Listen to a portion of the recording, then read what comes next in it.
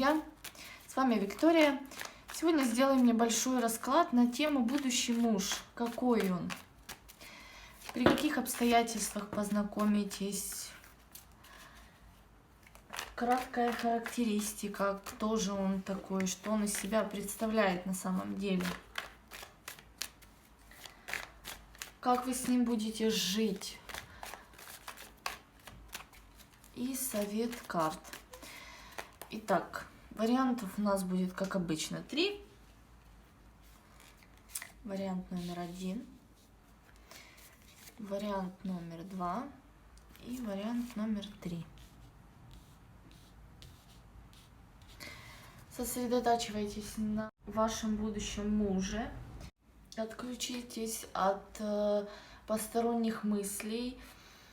Отключитесь от окружающего мира. Думайте только о том, какой же ваш будет муж. Выбирайте вариант. Итак, поехали.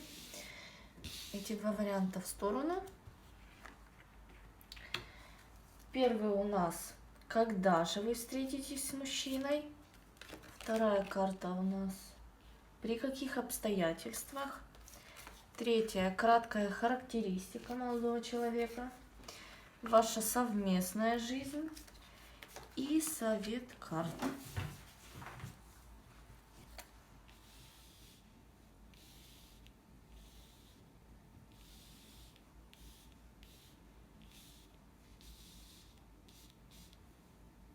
Итак, каждая масть у нас обозначает определенный сезон. Мечи — это у нас весна, март, апрель, май. Жезлы — это лето, июнь, июль, август. Кубки — это чаши, кубки — это сентябрь, октябрь, ноябрь. И пентакли — это декабрь, январь и февраль. Из этого выходим, что мечи у нас весна, март, апрель, май. То есть где-то приблизительно в один из этих месяцев вы встретите вашего будущего мужа. Возможно, даже вот 10 числа, так как здесь десятка мечей стоит. Но это как вариант. Это не обязательно, что вы встретите 10 числа. При каких обстоятельствах вы познакомитесь с вашим будущим мужем? Здесь можно сказать, что познакомитесь вы со своим будущим мужем на каком-то отдыхе, в какой-то комфортной для вас обстановке. Возможно, вы поедете куда-то отдыхать и там познакомитесь где-то в ресторане или на какой-то дискотеке, на какой-то вечеринке или просто на пляже. Либо же просто какой-то будет выезд на природу или какой-то корпоратив. Ну, то есть это будет такая легкая обстановка, комфортная для вас, в отдохнувшем состоянии, не задумываясь о работе, не думая ни о чем таком тягостном. Отдыхая, вы вот познакомитесь с вашим молодым человеком. Его краткая характеристика. Ну, что можно сказать? Это человек нежный, душевный, ласковый, возможно, чрезмерно эмоциональный, живущий не умом, а вот сердцем. Вот то, что ему сердце говорит, так он и делает. Он может быть как в роли жилетки, в которой хорошо можно поплакаться и исповедоваться, посоветоваться. Он может быть очень хорошим другом. Это человек, готовый прийти на помощь. Он никогда не откажет вам в помощи. Он всегда, чем сможет, тем поможет. Он даже может переступить, не переступить, а превысить свои какие-то полномочия, что ли, чтобы вам помочь. Ну, то есть человек очень хороший, человек вот... Хотя я не знаю, какие у вас предпочтения будущего мужа. Возможно, для кого-то он покажется каким-то хлюпиком таким. Ну, вот он не мужик, потому что он слишком эмоциональный, он слишком такой доверчивый, что ли. А для некоторых это наоборот, это идеал мужчины. Ну, там смотрите сами, как, как ваша душа, как ваше сердце подсказывает. Ну, здесь можно сказать, что вас ждет в неком понимании разочарования. Так как у нас человек, ваш партнер будущий, такой нежный и ранимый, я бы сказала, что я просто вытащила здесь за кадром одну карту, характеристику вашу, и я так понимаю, что вы довольно-таки требовательная дама. В каком плане требовательная? То есть это не значит, что вот вы хотите все и хотите все сразу. Нет. Требовательная может быть и в плане семейной жизни. Ну, чаще всего это в плане семейной жизни. То есть, допустим, вам не хватает денег на обеспечение, вы будете своего мужа терроризировать, что иди там на вторую работу, иди ищи новую работу, потому что денег не хватает. Ну, то есть я не буду еще там ходить на какую-то третью, пятую, десятую работу. Но в этом плане, ничего плохого в этом нет. Вот. Но как бы так как у нас человек такой ранимый, вы из-за этого постоянно будете скандалить, он постоянно будет обижаться, что вы на него наезжаете, и как бы вы без понимания к нему относитесь, вы не понимаете, что вот ему сложно идти на вторую работу, что он не может он поменять ту работу, которая у него сейчас есть. Из-за этого, ну, такие будут частенько скандалы. И как бы для вас это через какое-то время это будет такое разочарование, что вы думали, что все будет хорошо, что да, он вас зацепил, что он такой нежный, он за вами ухаживал, он о вас беспокоился, а оказывается, что в жизни он такой хлюпик, ну, вот такое вот какая-то обида и разочарование будет на него, на себя тоже, что вы сделали такой выбор. Что нам советуют карты? Советуют нам карты, если вы получили этот шанс, не нужно от него отказываться. Работайте, разговаривайте, пытайтесь как-то наладить ваши отношения, идите друг другу на уступки, не бросайте вот так вот все сразу. То есть вот он не хочет там, я не знаю, сделать так, как я хочу, значит все, мы расстаемся. Нет, ни в коем случае нельзя, потому что ни в одних отношениях, если вы будете себя так вести, ни в одних отношениях вы долго не продержитесь. Вам нужно договариваться, вам нужно находить общий язык. Не только вы, вопрошающий, а и ваш партнер. Вы должны как-то вместе работать над вашими отношениями, делать все вместе. Разговаривать. Если у вас что-то не получается, не закатывайте в скандалы. Пытайтесь как-то разрядить ситуацию, пытайтесь как-то найти общий выход из этой ситуации. Не психуйте, не обрывайте концы, не режьте вот так вот сразу. В любом случае нужно общаться, нужно спрашивать, нужно договариваться.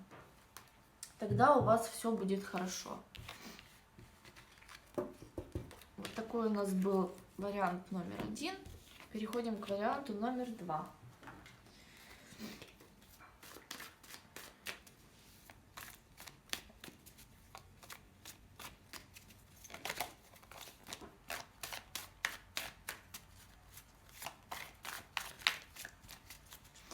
Итак, при каких обстоятельствах вы познакомитесь? Характеристика будущего партнера, совместная жизнь и совет карт.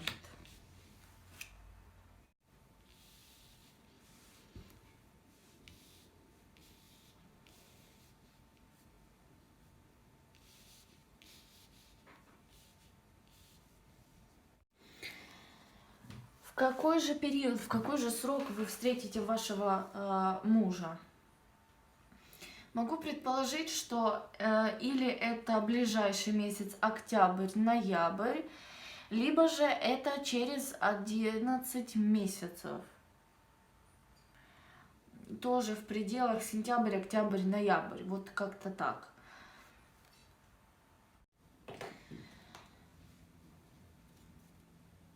Я бы сказала, что вот ваша встреча с вашим будущим мужем, она неизбежна.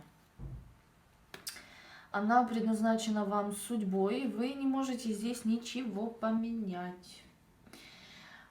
Встреча ваша состоится, возможно, в каком-то путешествии, возможно, на каком-то отдыхе. Вы поедете в какой-то тур, или же просто возьмете отпуск, поедете куда-то отдыхать. Также это может быть какие-то развлекательные центры. Если вы посещаете казино, это может случиться и в казино. Возможно, в какой-то поездке, возможно, даже в пути. То есть вы вот будете лететь в самолете, и ваш сосед окажется очень милым собеседником. Или вы будете ехать в поезде, и у вас заладится какой-то разговор. В общем, где-то или же в дороге, или на отдыхе, в путешествии, вот где-то, ну, вряд ли это дома. Вряд ли это где-то близко к дому. Или какой-то вот, как один из вариантов, как я сказала, где-то в каком-то развлекательном центре.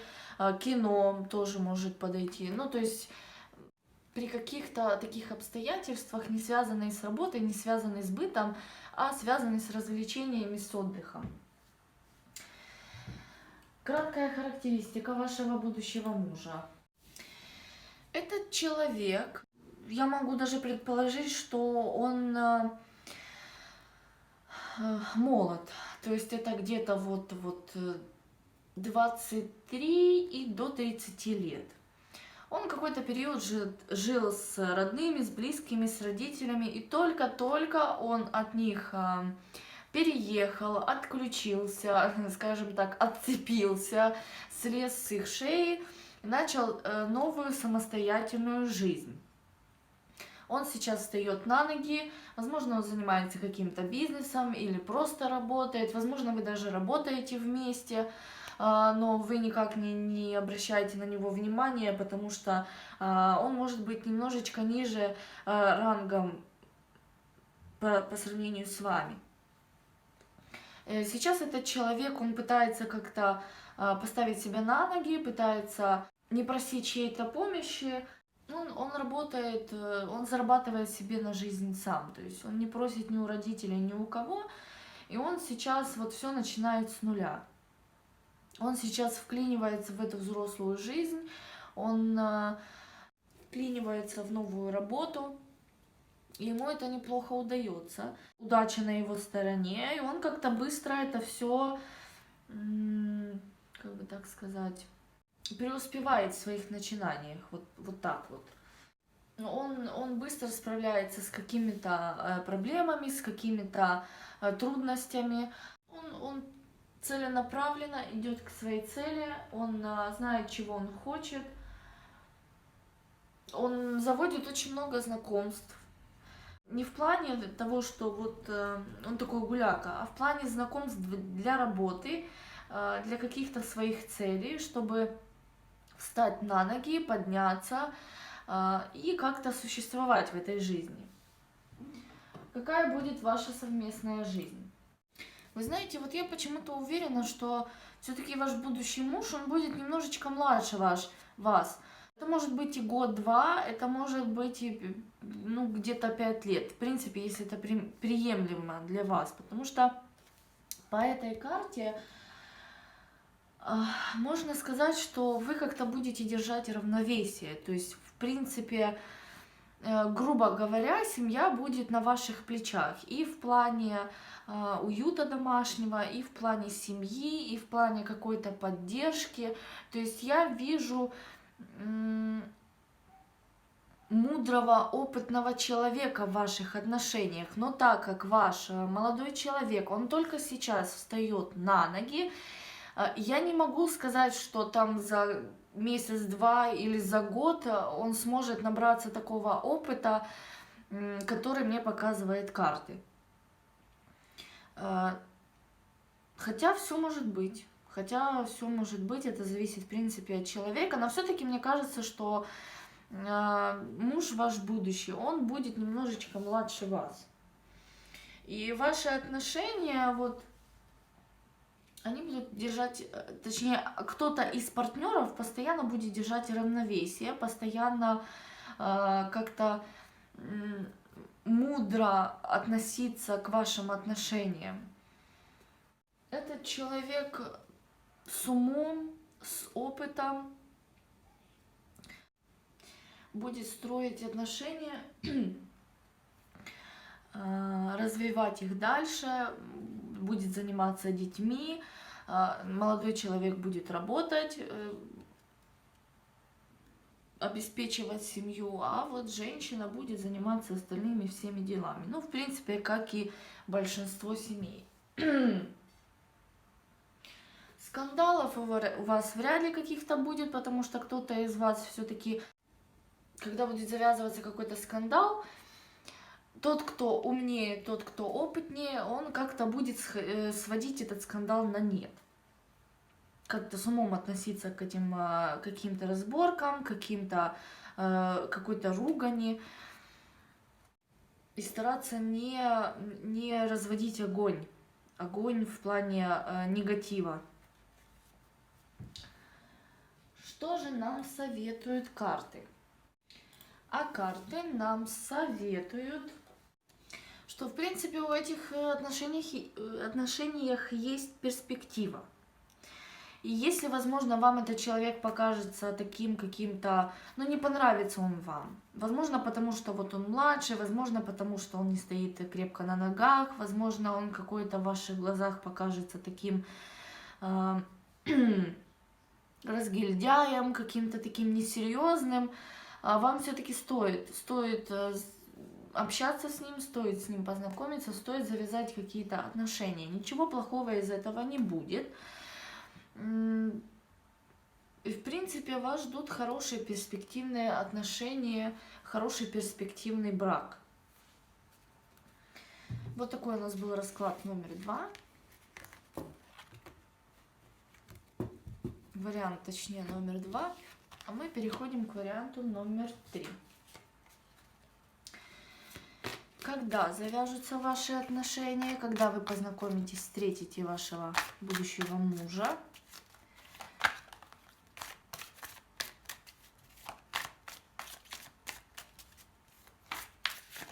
Ой.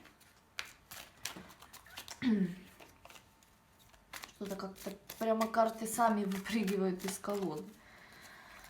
Так, при каких обстоятельствах вы познакомитесь с вашим будущим мужем? Характеристика вашего будущего мужа, ваша совместная жизнь и совет карт. Ну, здесь мы видим опять, что знакомство ваше будет где-то март, апрель, май, то есть весна, где-то вот в этих промежутках, в этих вот месяцах. Что касается при каких обстоятельствах. Познакомитесь вы в каком-то обществе, возможно, на корпоративе, с какой-то фирмой, с какими-то вот празднованиями. Возможно, вас кто-то познакомит, ваши друзья или ваши подруги, какие-то знакомые, возможно, родственники, это сын какого-то сына, какого-то племянника. То есть в каком-то обществе. Либо друзья, либо это связано с работой, какой-то корпоратив, либо на каком-то совещании вы друг друга заметите, и потом к вам подойдет этот молодой человек с предложением познакомиться. Вот какие-то вот такие обстоятельства будут. Характеристика вашего молодого человека. Ну, здесь можно сказать, что человек не сидит на месте. Человек постоянно отдыхает, не в плохом смысле, не обязательно в плохом смысле. Человек постоянно активно проводит свою жизнь, где-то Может это быть кемпинг, какой-то отдых с друзьями, какие-то поездки на природу. Ну, то есть человек не сидит дома, человек не сидит на месте. Он как-то придумывает какие-то себе вот развлечения, придумывает какие-то проблемы на свою голову, какие-то приключения. Веселый, артистичный, харизматичный молодой человек. Счастливое вот такое у него состояние души, можно сказать. Он радуется жизни, он радуется каждому моменту, он радуется тому, что вот он живет, что у него все хорошо, что он здоров. Ну, вот такой вот веселый человек. То есть вам с ним скучно по-любому не будет. Какая же у вас будет совместная жизнь с этим молодым человеком? Могу вам сказать, что вам очень повезет с этим молодым человеком. Ругни у вас не будет в ваших отношениях, в вашей совместной жизни. У вас все будет идти весело, без унываний каких-то, без депрессий. Вот вы прям созданы друг для друга. Вот вы найдете то, что вы искали в этом молодом человеке, то, что вы искали очень долго. И он, в принципе, найдет в вас то, что он искал в женщине. У вас все очень будет хорошо, и отношения эти сложатся прекрасным образом. Вы будете счастливая семья. У вас всегда будут какие-то... Но вот человек, он не любит сидеть на месте, он всегда будет придумывать какие-то интересные такие моменты в вашей жизни, ездить куда-то отдыхать, какие-то сюрпризы, вот как-то необыденно, не каждый день одно и то же, постоянно какой-то вот новый день, новое начинание и новое в отношениях.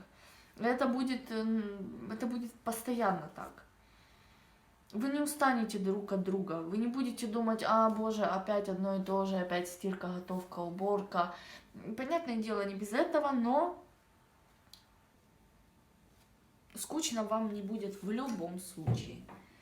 И карты нам, в принципе, советуют, что не отказывайтесь от этого шанса, примите этот вызов, примите этого человека, двигайтесь к поставленной цели, двигайтесь если у вас цель стоит выйти замуж за хорошего молодого человека, перспективного, двигайтесь к этой цели, потому что судьба вам дает такой шанс. Возможно, вы даже думаете: вот не хочу выходить замуж, я боюсь выходить замуж, потому что я вот смотрю на своих подруг и думаю: боже, у них же каждый день вот что-то, ничего нового, все вот постоянно как-то скучно. И судьба вам дает шанс жить не скучно, она вам даст человека, который будет вносить в вашу жизнь, в ваши отношения какую-то искру, постоянно какие-то новые события. Поэтому карта вам советует: не теряйте этот шанс. Добивайтесь, идите напролом, будьте в центре вот этих вот всех событий, которые связаны с этим молодым человеком. И все у вас, в принципе, будет хорошо. И будут вот такие отношения, такой брак, о котором вы, в принципе, всегда и мечтали. Вот такой у нас был сегодня расклад. Мы посмотрели, какой же будущий муж вам попадется, как сложатся ваши отношения, совместная жизнь. Разобрали краткую характеристику. Посмотрели совет карт. А вы уже решаете, как вам поступать и что вам делать в разных таких ситуациях. С вами была Виктория. До новых встреч!